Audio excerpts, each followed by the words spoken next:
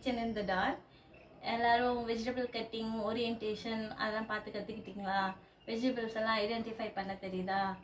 இப்போ நம்ம மாங்காய் சீசன் வந்திருக்கனால இன்றைக்கி மாங்காய் பச்சடி பண்ணலாம் அப்படின்னு பார்த்தோம். ஸோ இதுதான் மாங்காய்.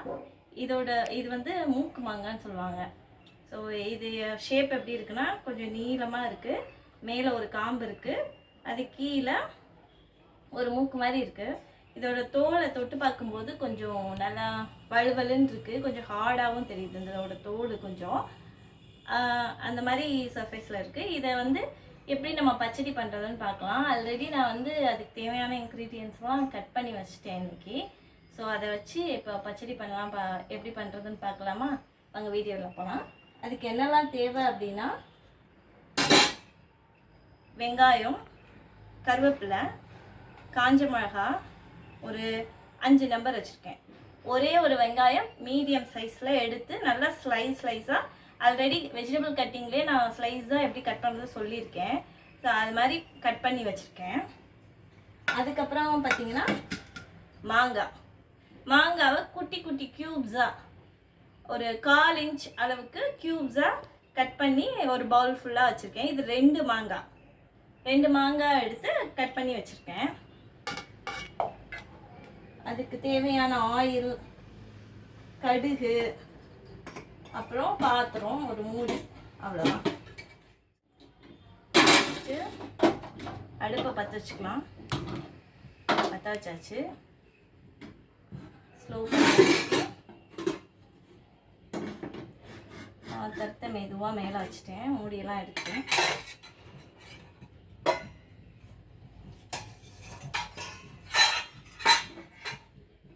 இப்போ நமக்கு பாத்திரத்தை ஃபுல்லாக வச்சாச்சு. இப்போ ஒரு சவுண்டு வந்துச்சு பார்த்தீங்களா? அது ஏதாவது வந்து உள்ளே அடைச்சிருந்துச்சுன்னா அது ஒரு மாதிரி சவுண்டு வரும். ஃப்ளேம் வந்து ஃபுல்லாக வந்து வராமல் ஒரு மாதிரி சவுண்டு வரும். இந்த தண்ணி ஏற்கனவே சொல்லியிருக்கேன், தண்ணி இருந்தால் என்ன மாதிரி ஒரு சவுண்டு வரும்ன்ட்டு. அந்த மாதிரி சவுண்டு வருது பாருங்கள். அது தண்ணி இருக்க பாத்திரத்தில் அது சவுண்டு வருது. காய போகுது. நல்ல தண்ணியெல்லாம் எவாப்ரேட் ஆயிடுச்சு. தண்ணியோட ஊற்றணும் அப்படின்னா மேலெல்லாம் தெறிக்க ஆரம்பிச்சிடும் எண்ணெய். ஸோ அந்த தண்ணியெல்லாம் நல்லா எவாப்ரேட் ஆகி அந்த பாத்திரம் வந்து நல்லா ஹீட் ஆனதுக்கப்புறம் தான் நம்ம வந்து ஊற்றணும். இப்போ அது ஃபுல்லாக எவாப்ரேட் ஆயிடுச்சு. ஸோ 1 2 3 4 5 6 ஸ்பூன் ஊற்றிருக்கேன். போதும், இதுக்கு ஆயில் நிறைய தேவை கிடையாது. ஸோ 6 ஸ்பூன் ஊற்றிருக்கேன். சிம் பண்ணிட்டேன். அது ஆயில் ஊற்றினோன்னே அந்த சவுண்ட் வருது. இப்போ வந்து நம்ம சும்மா ஒரு 1/2 டீஸ்பூன் அளவுக்கு கடுகு எடுத்து போடுறோம். போட்டாச்சு, கொஞ்சமாக போட்டாச்சு. ஃபுல் ஃப்ளேம் வச்சோன்னா கருகிரும். கடகடன்னு நம்ம எல்லாமே ரெடியாக வச்சுருந்தோன்னா ஃபுல் ஃப்ளேம் வச்சுட்டு அப்படியே கடகடன்னு போட்டுடலாம். இது வந்து குண்டு காஞ்ச மிளகா, குண்டாக இருக்கிறது இதெல்லாம். இதில் அவ்வளோவா விதை இல்லை. ஸோ அது காரம் இல்லாதனால நான் ஒரு 6 மிளகாய் எடுத்து வச்சுருக்கேன். இதோட காம்பெல்லாம் பிச்சுட்டு போடலாம் உள்ளக்க. நான் கொஞ்சம் ஃப்ளேம் இன்க்ரீஸ் பண்ணிட்டேன். ஏன்னா நான் எல்லாமே ரெடியாக வச்சுருக்கனால இன்க்ரீஸ் பண்ணியிருக்கேன். நீங்கள் வந்துட்டு கம்மியாக இன்க்ரீடியன்ஸ்லாம் ரெடி இல்லாமல் போயிட்டு அதை ஃபுல் ஃப்ளேம் வச்சோன்னு வைங்களேன், அது எல்லாமே அப்படியே தீஞ்சு போயிடும் டக்குன்னு. பாத்திரம் ஹீட் ஆயிடுச்சுன்னா அவ்வளோதான். கடுகு வெடிக்க ஆரம்பிச்சிருச்சு.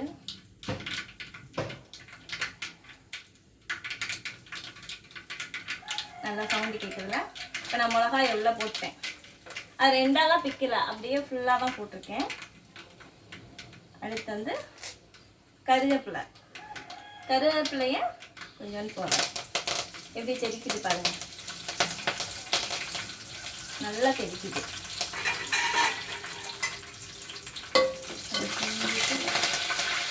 நல்லா செடிக்குது கருவேப்பிலை.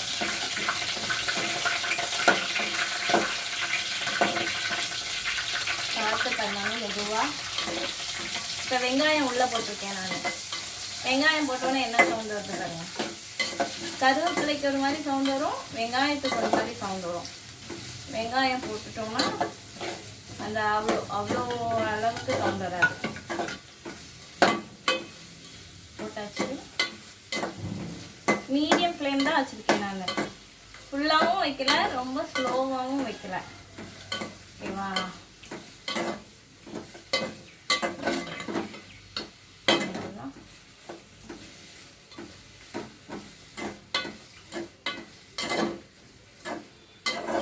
வதங்கணும்.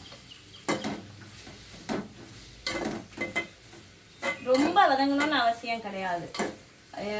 ஒரு 30 to 40% அது நமக்கே தெரியும். இந்த ரா மெட்டீரியலாக இருக்கிறதுக்கும் லைட்டாக அது கையில் வந்து படுறதுக்கும் நல்லாவே நம்மளுக்கு டிஃப்ரென்ஸ் தெரியும்.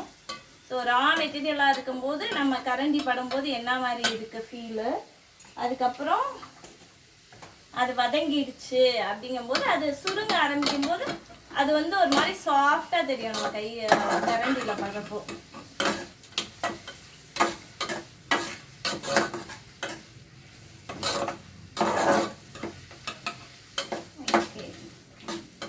ஓரளவுக்கு 30% கிட்ட குக் ஆயிடுச்சு. ஸோ நான் இப்போ வந்து இது வெங்காயம் போடாமலும் பண்ணுவாங்க, வெங்காயம் போட்டு பண்ணுவாங்க. இப்போ நான் என்ன போடுறேன்னா அந்த க்யூப்ஸ் எல்லாம் கட் பண்ணி வச்சுருந்தேன் இல்லையா, மாங்காய், அதை போட்டாச்சு. மாங்காய் போட்டோடனே அது சவுண்டு கம்மியாக இருக்குது பாருங்க. அந்த வெங்காயம், பட்டை மிளகா, அப்புறம் இந்த கடுகு, இந்த மாங்காய் எல்லாம் சேர்ந்துட்டாங்க. நல்ல அரோமா இருக்குது. அது ஃபுல்லாக இருக்க மாதிரி இருக்கும். இப்போ பாத்திரம் ஃபுல்லாக நமக்கு இருக்க மாதிரி இருக்கும். ஆனால் வந்துட்டு அது வதங்க வதங்க வதங்க நல்லா பாயில் ஆக அப்படியே சுருங்கி நல்லா வெந்து கொஞ்சமாக சுருங்கிடும். சரி, இதில் வெல்லம் போடணும். ஏன்னா இது இனிப்பு, இதுதான் ஒரு டிஷ்ஷு. ஸோ இதுக்கு வெல்லம் போடணும். அந்த வெல்லமும் நான் இடித்து வச்சுருக்கேன், நான் சொல்ல மறந்துட்டேன். நல்லா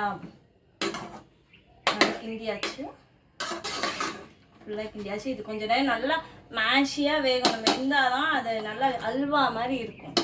ஸோ அதனால் கொஞ்சம் நேரம் இதுக்கு வேகிறதுக்கு டைம் கொடுத்துடலாம். அதுக்கு முன்னாடி ஜாடியிலேருந்து நம்ம கொஞ்சம் உப்பு எடுத்துக்கலாம். சால்ட்டு இது 1 டீஸ்பூன் இருக்கும். இது 4 விரல் இருக்குது பார்த்தீங்களா, அந்த 4 விரலில் ஒரு லாஸ்ட் அந்த கோடு வரைக்கும் அந்த உப்பு எடுத்துருக்கேன். கொஞ்சமாக ஹீட்டாக இல்லாமல் ஃப்ளாட்டாக எடுத்துருக்கேன். கொஞ்சமாக எடுத்து அது போட்டாச்சு.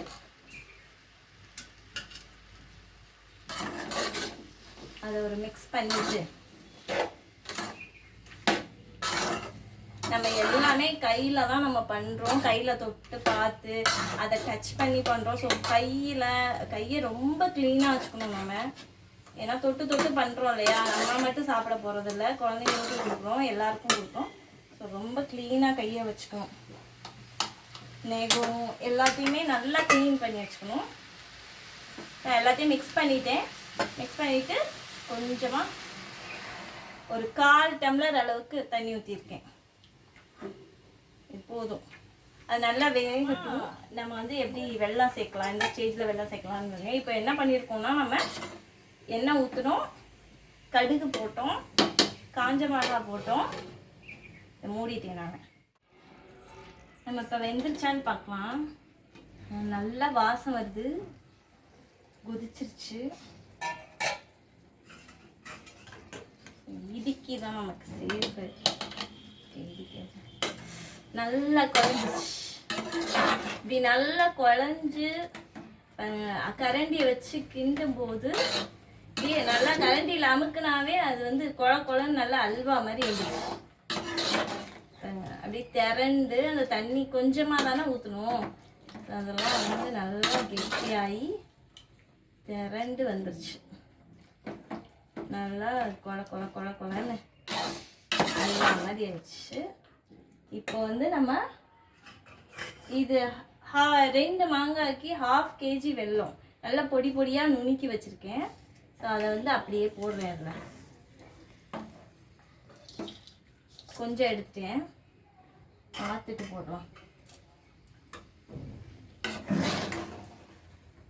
சும்மா ஒரு கைப்பிடி அளவு அதை எடுத்தேன். நல்லா கிண்டுறேன். வெல்லம் போட்டோன்னே அது கரைய கரைய கரைய நல்லா தண்ணியாக ஆகும், தண்ணி விடுற மாதிரி ஆகும்.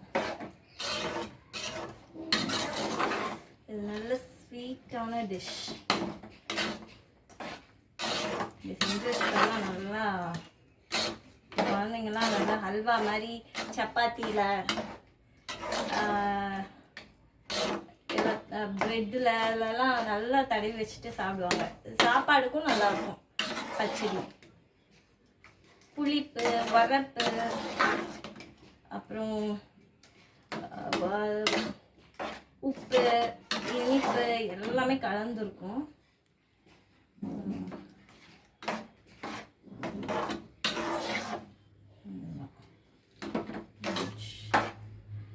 லைட்டாக டேஸ்ட் பண்ணி பார்க்கலாம். அடுத்து இனிப்பு புளிப்பெல்லாம் ஓகேவானு. நல்லா சூடாக இருக்குது.